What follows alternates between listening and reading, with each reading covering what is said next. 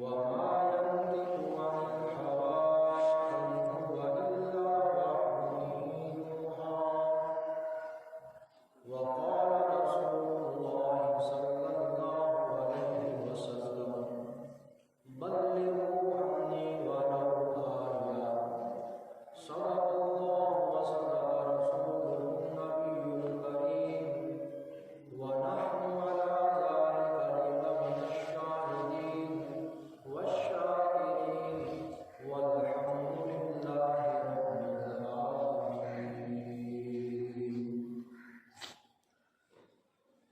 سارے دوست بھائی بڑی محبت اور عقیدت کے ساتھ سرکار دو عالم سرور کائنات عزت مآب جناب محمد رسول اللہ صلی اللہ علیہ وسلم کی ذات اقدس بابرکت پر درود و سلام۔ الصلاۃ والسلام علیک یا رسول اللہ، الصلاۃ والسلام علیک یا حبیب اللہ، الصلاۃ والسلام علیک یا رحمۃ للعالمین۔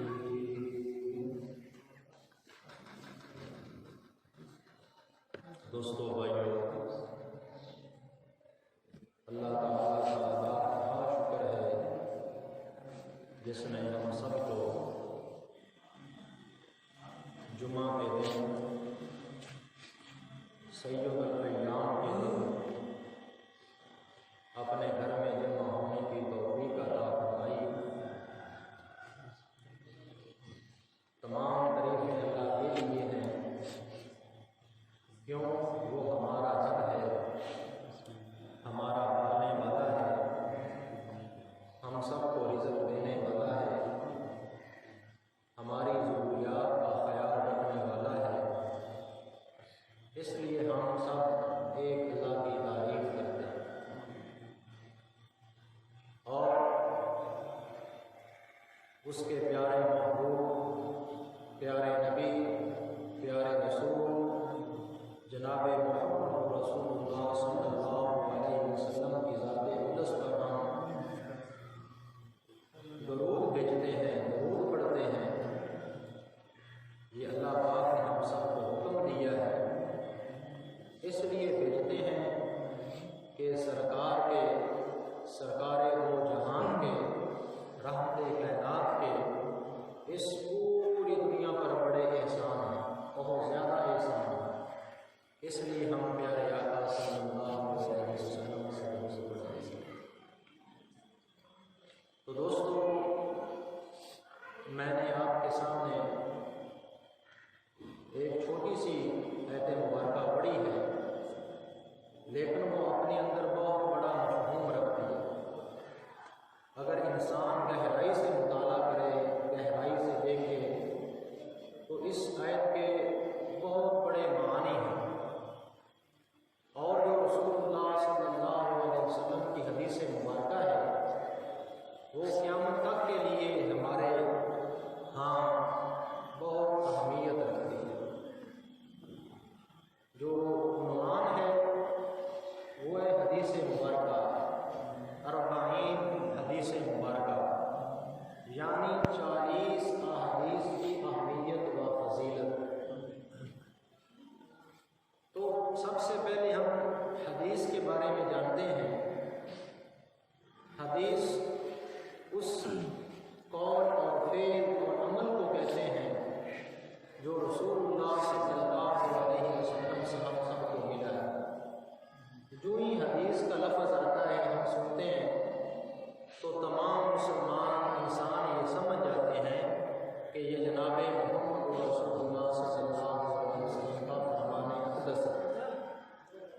اور اللہ پاک نے اپنے حبیب کی تائید میں فرمایا وما ينطق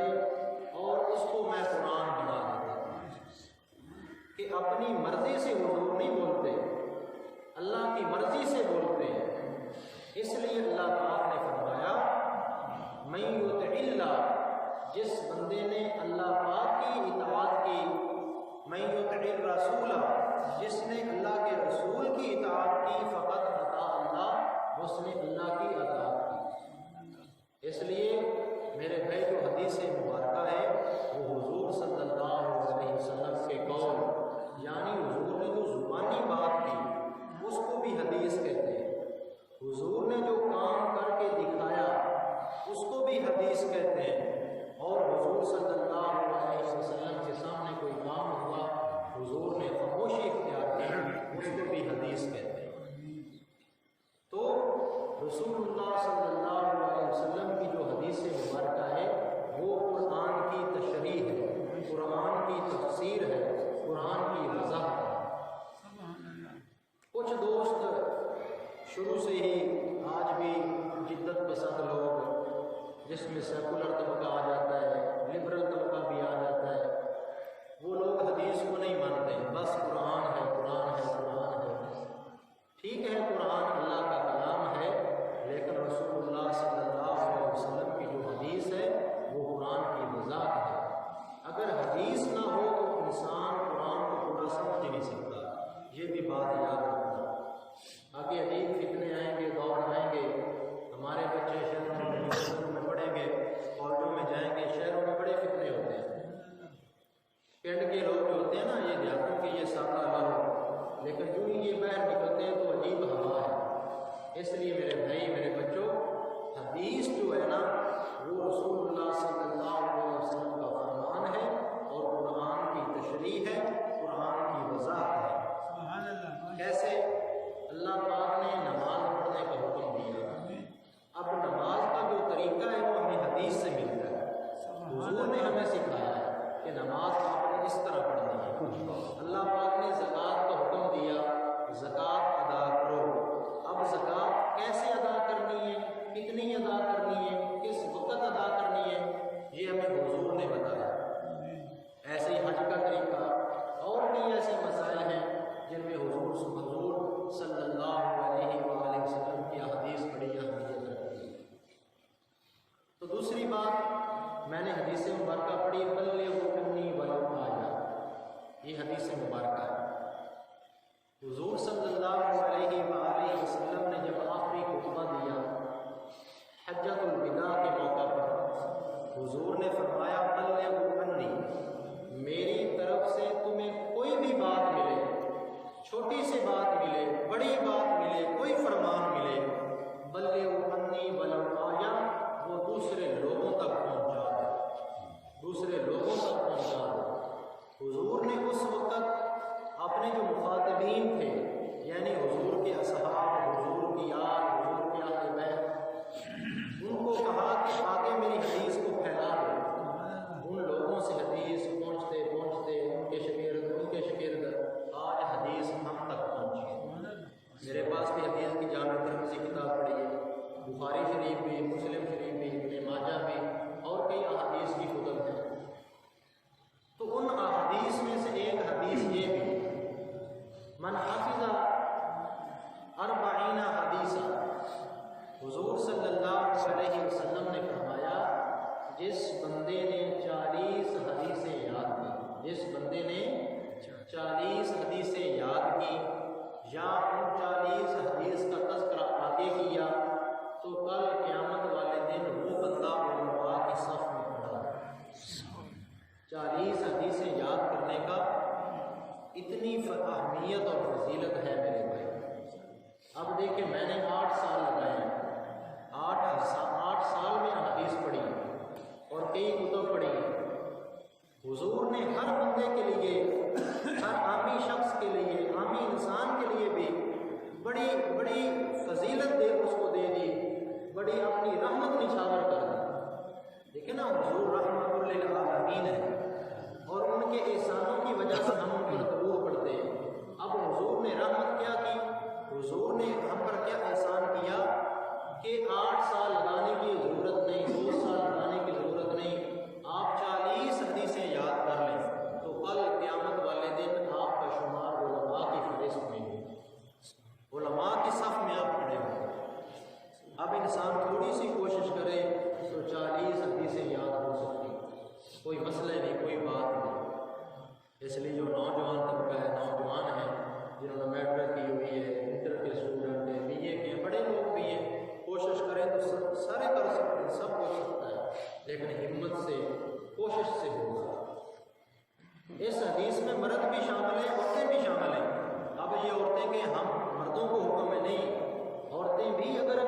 40 حدیثیں یاد کریں گی وہ بھی کل علماء کی صف میں کھڑی ہوں گی، اللہ ان کو بھی نوازے گا۔ اس لیے میں نے کوشش کی، میں نے جب جو ہی بچوں کو سبق دیتا ہوں، جو بچہ مجھ سے قرآن پڑھ لیتا ہے نا، پھر میں اس کو حدیثیں بھی یاد کرواتا ہوں، 30ویں پارے کی کچھ صورتیں بھی یاد کرواتا ہوں، سورہ یاسین، سورہ رحمان، سورہ ملک، ایسی آخری پارے کی صورتیں، اور ساتھ 40 حدیثیں، دعائیں، دعائے قنوت، دعائے جنازہ، یہ سب بچوں کو میں یاد کر رہا ہوں۔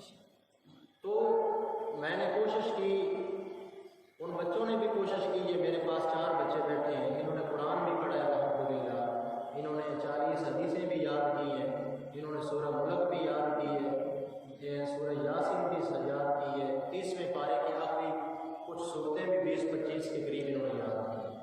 تو میرے بھی یہ محنت اور کوشش سے ہوتا ہے۔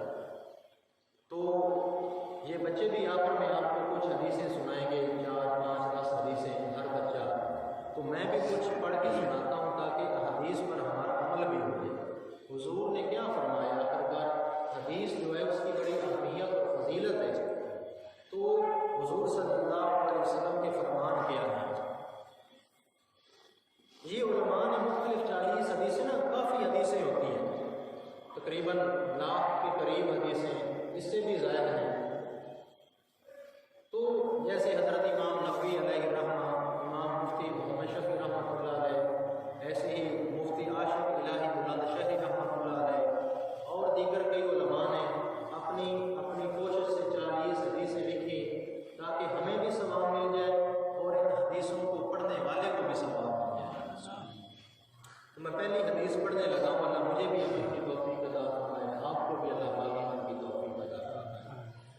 پہلی حدیث مبارکہ ہے، بسم اللہ الرحمن الرحیم، انما الاعمال بالنیات، کہ اعمال کا دار و مدار نیت کا۔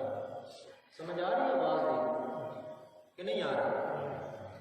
انما الاعمال بالنیات، آواز تھوڑی کر دے، بڑے اسپیکر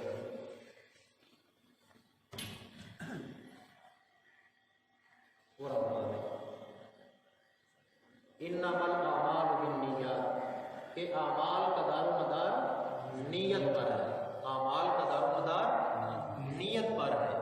تو میرے بھائی جو بھی ہم عمل کریں نا، اس کی جو بنیاد ہے وہ نیت ہے۔ نیت اچھی ہونی چاہیے، نیت صاف ہونی چاہیے، نیت بالکل بے داغ ہونی چاہیے۔ اب اگر میں ممبر پر بیٹھا ہوں، آپ سے استاد صاحب ممبر پر بیٹھتے ہیں، یہ ہمیں درس دیتے ہیں، آواز کرتے ہیں، کیا بات ہے، اچھا کام ہے کیا؟ اب میری نیت و شہرت کمانے کا، پیسہ کمانے کا، تو میرے بھائی یہ میری نیت پر ڈیپینڈ ہوتا ہے۔ میری نیت اگر اللہ کو خوش کرنے کی ہے، میرا اللہ مجھ سے راضی ہو جائے، میرا رسول مجھ سے راضی ہو جائے، تو اس کا اجر مجھے ملے گا، میرا اللہ کے ہاں مرتبہ ہوگا۔ اگر میری نیت دنیا کمانے کی اور شہرت کمانے کی ہو، تو میرے بھائی میں اوپر بیٹھا ہوا بھی بدتر ہوں، کیوں؟ میری نیت درست نہیں۔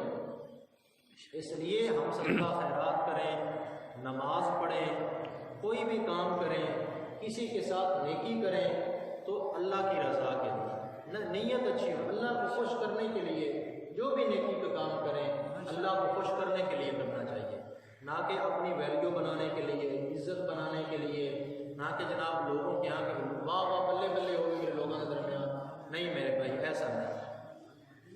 حدیث مبارکہ میں آیا ہے کہ اللہ کے نبی صلی اللہ علیہ وسلم نے فرمایا، کل قیامت والے دن 3 ایسے شخص جن کا بڑا رتبہ ہے ہمارے یہاں، مثلا ایک عالم، دوسرا سخی، تیسرا مجاہد، ان تینوں شخصوں کو اللہ پاک ناک کے بل گھسیٹتے ہوئے فرشتوں سے کہہ دیں کہ ان کو جہنم میں پھینک۔ حالانکہ عالم کا ایک بڑا مقام ہے، ایسے ہی سخی کا، ایسے ہی مجاہد جو شہید ہوتا ہے اللہ کے راستے میں، تو وہ پوچھیں گے یا اللہ ہم نے تیری رضا کے لیے کام کیے۔ عالم سے بھی سوال ہوتا ہے تو اللہ پاک کہے گا کہ میں تو سینوں کے بھید جانتا ہوں، تیرا دنیا پر کیا ذہن تھا، تیرا شہرت کمانا اور پیسہ کمانا اور دنیا کو خوش کرنا تیرا ذہن تھا، تیری نیت یہ تھی۔ تو فرشتوں سے اللہ پاک اس کو ناک کے بل گھسیٹتے ہوئے جہنم میں پھینک دو۔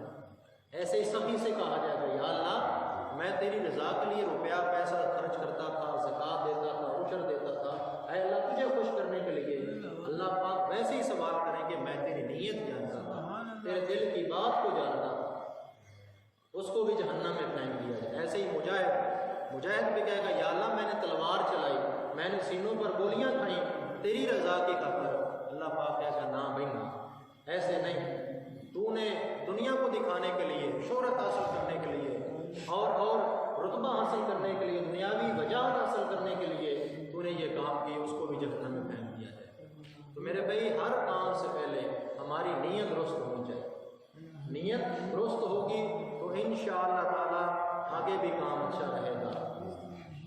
دوسری حدیث مبارکہ خمس حق المسلم علی المسلم، یہ معاشرتی حدیث ہے، معاشرے کے بارے میں، آپس میں میل جول کے بارے میں مفتی صاحب نے حدیثیں جمع کی ہیں۔ حق المسلم علی المسلم خمس، کہ مسلمان کے مسلمان پر 5 حق ہیں، مسلمان کے مسلمان پر 5 حق ہیں۔ کراچی کے مفتی صاحب ہیں مفتی محمود اشرف عثمانی حافظہ اللہ تعالی، ہمارے استادوں کے وہ استاد ہیں، وہ اپنے طلباء سے کہنے لگے کہ آپ 2 دن تہجد پڑھ کے اور کچھ سجدے کر کے اپنے آپ کو بزرگ سمجھنے لگتے ہیں کہ میں اللہ کا ولی بن گیا، میں بزرگ بن چکا ہوں۔ حالانکہ انسان بننا پہلے ضروری ہے، جب ہم انسان بن جائیں گے تو اللہ کے ہاں ہم بزرگ بھی بن جائیں گے۔ ابھی تک تو میرے بھائی ہم انسان ہی نہیں بنے، پہلے تو ہم انسان بنے نا، ایک دوسرے کو سمجھے میں انسان ہوں، میرے سامنے بیٹھنے والا، چلنے والا، پھرنے والا یہ بھی انسان ہے۔ جب انسان دوسرے انسان کے حقوق کو پہچانے گا، دوسرے انسان کا خیال رکھے گا، اس کے اندر انسانیت آئے گی، تب یہ انسان بنے گا۔ اور بزرگ بننا، ولی بننا یہ آگے سٹیپ ہے، پہلے ہم انسان میرے بھائی بنے، جب بندہ انسان بن جائے گا تو اللہ پاک اس کو بزرگ بھی بنا دے، اس کو ولی بھی بنا دے۔ اس لیے میرے بھائی یہ انسان بننے کی یہ 5 چیزیں ہیں، 5 اگر ہم اس کو ادا کر لینا تو انشاءاللہ ہم انسان پرفیکٹ انسان بن جائیں گے، مکمل انسان بن جائیں گے۔ وہ کیا ہے؟ مسلمان کے مسلمان پر کیا حق ہے؟ اللہ کے نبی صلی اللہ علیہ وسلم نے فرمایا رد السلام، کہ جب تمہارا بھائی، تمہارا مسلمان بھائی تم کو سلام کرے السلام علیکم ورحمۃ اللہ، تو اس کا جواب دو۔ اور یہ مسلمان پر فرض ہے، جب ایک بھائی دوسرے بھائی کو سلام بلائے تو اس کا جواب دینا فرض ہو جاتا ہے۔ اس لیے میرے بھائی ایک دوسرے کو سلام بلانا چاہیے، آتے جاتے گھر میں جائیں، بیوی بیٹی اس کو بھی سلام کریں، ابا بیٹھا ہو، بیٹا بیٹھا ہو اس کو بھی سلام کریں، چھوٹا بچہ جا رہا ہو اس کو بھی سلام کریں۔ ہم میری عادت ہے، میرے شاگرد ہیں، بچے ہوتے ہیں، میں سبھی کو سلام کروں، اس لیے کہ ان بچوں کو میں استاد ہوں، میں کیوں سلام کروں، نہیں کرتا ہوں، ان کو عادت پڑ جائے، ان کو تعلیم ہو جائے، ان کو ترغیب آ جائے گی کہ سلام ہم نے بھی کرنا ہے، سلام لینا ہے۔ زبان سے 2 سیکنڈ السلام علیکم ورحمۃ اللہ، ہو سکتا ہے سیکنڈ 1 لگے، اور خوش طبی سے صحابہ فرماتے ہیں ہم جب بھی اللہ کے نبی سے ملتے اللہ کے نبی سلام میں پہل کر دیتے، ہم ارادے کے ساتھ آتے تھے کہ میں سب سے پہلے اللہ کے نبی کو سلام کروں گا، لیکن جب اللہ کے نبی کے قریب ہوتے تو اللہ کے نبی کو السلام علیکم، دور سے ہی اللہ کے نبی ہم کو سلام کر دیتے اور ہم سے پہلے اور سبقت لے جاتے ہیں۔ اس لیے میرے بھائی ایک مسلمان دوسرے مسلمان بھائی کو سلام بھی کرے، السلام علیکم، السلام علیکم ورحمۃ اللہ وبرکاتہ۔ دوسرا حق کیا ہے؟ وعیادۃ المریض، جب مسلمان بھائی بیمار ہو جائے، جب مسلمان بھائی بیمار ہو جائے تو اس کی عیادت کے لیے بھی جانا چاہیے، جنہوں کا کچھ نہیں سدنے آئے یا پوچھے آ گئے تو اس کی عیادت کے لیے بھی جانا چاہیے۔ ایک مسلمان بھائی ہے وہ بیمار پڑ چکا ہے تو اللہ کے نبی نے نا دعا بھی سکھائی کہ جب آپ مریض کے پاس جائیں تو دعا بھی پڑھا کریں۔ اور تیسرا حق اتباع الجنائز، جب تمہارا بھائی مسلمان بیمار ہو جائے، فوت ہو جائے تو اس کے جنازے میں بھی شرکت کرو، اس کے جنازے میں بھی شرکت کرو۔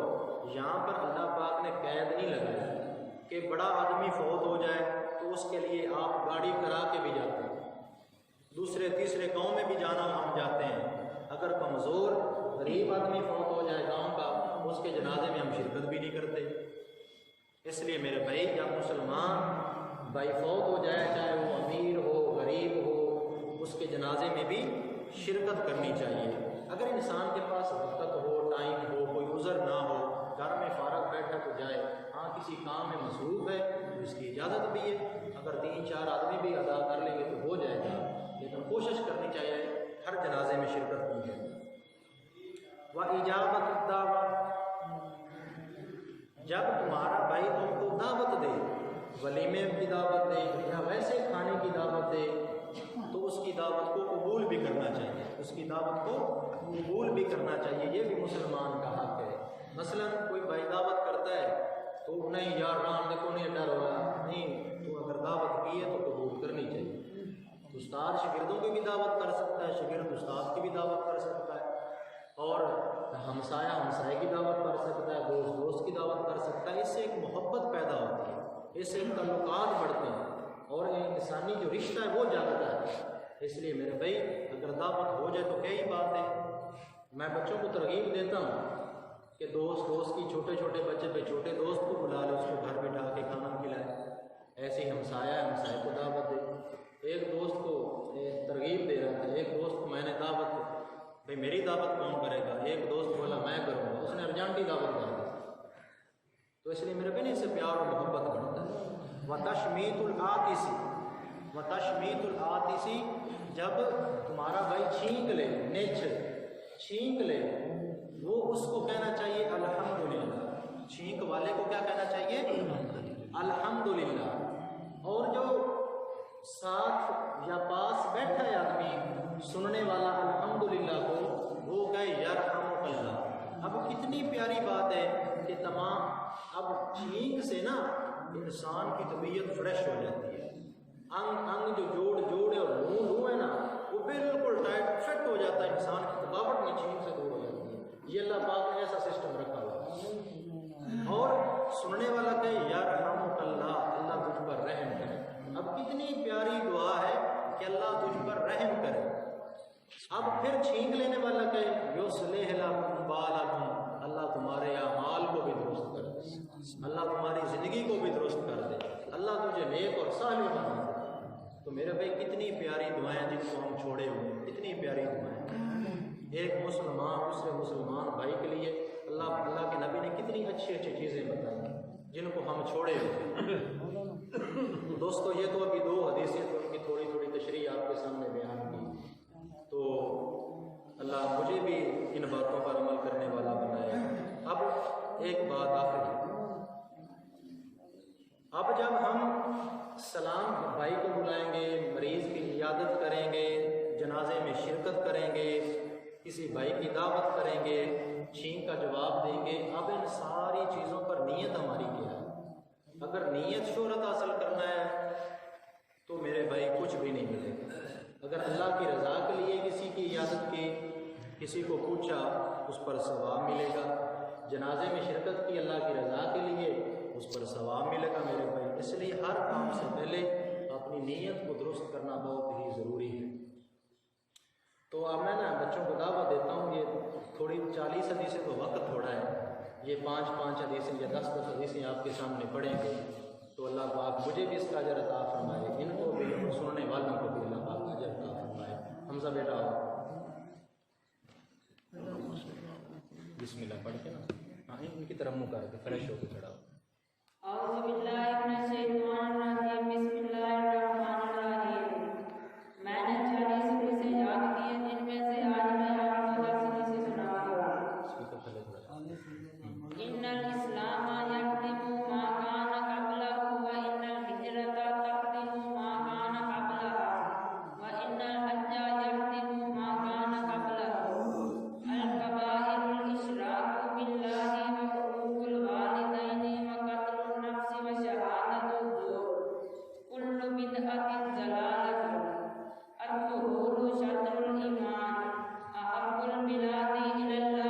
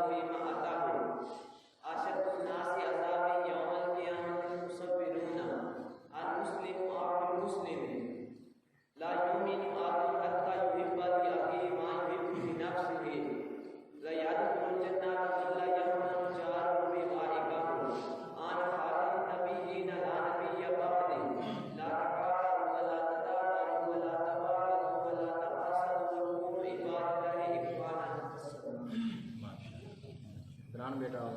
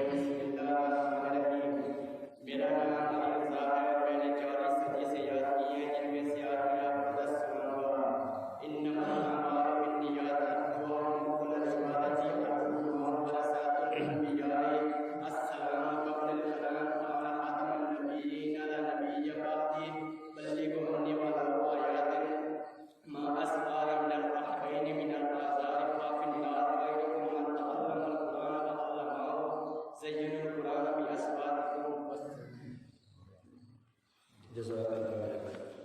یہ بچوں کو کھڑا کر کے سنانے کا مقصد میرے بھائی یہ ہے تاکہ اور بچوں کے دلوں میں بھی شوق پیدا ہو جائے اور ہم کو حدیث سے محبت پیدا ہو جائے۔